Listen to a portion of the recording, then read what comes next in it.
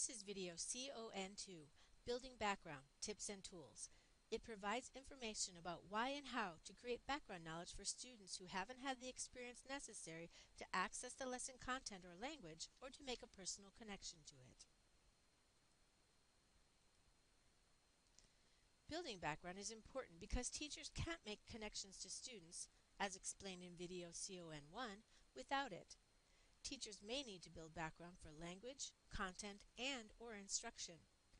There are 3 questions for teachers to consider.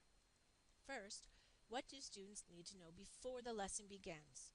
What are you presupposing that they already have or come to the lesson with?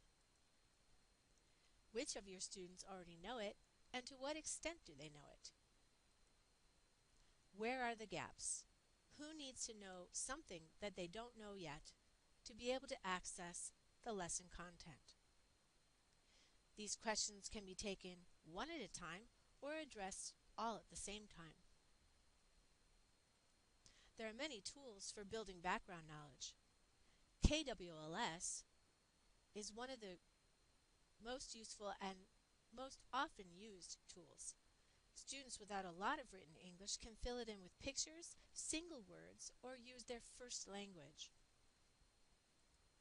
Pictures are another great tool for building background knowledge.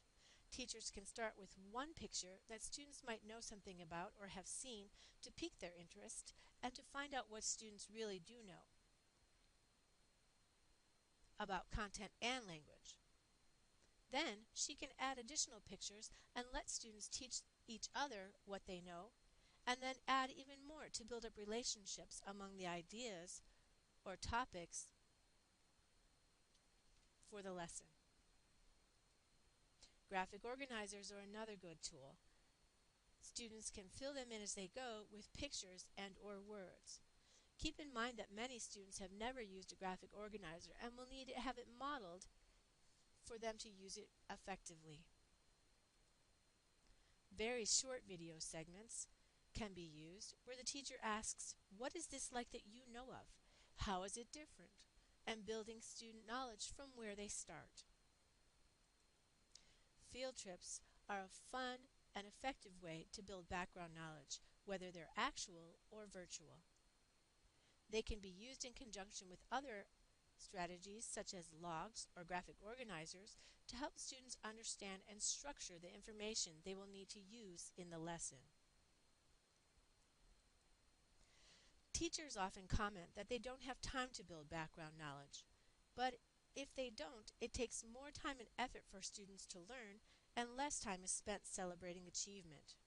Over time, building background knowledge becomes second nature to many teachers, but for now, teachers need to be intentional about it, even if it's asking students to plan to learn what they need to know. What do you understand about building background knowledge? Test yourself with this quiz. Then, move on to other videos in this series.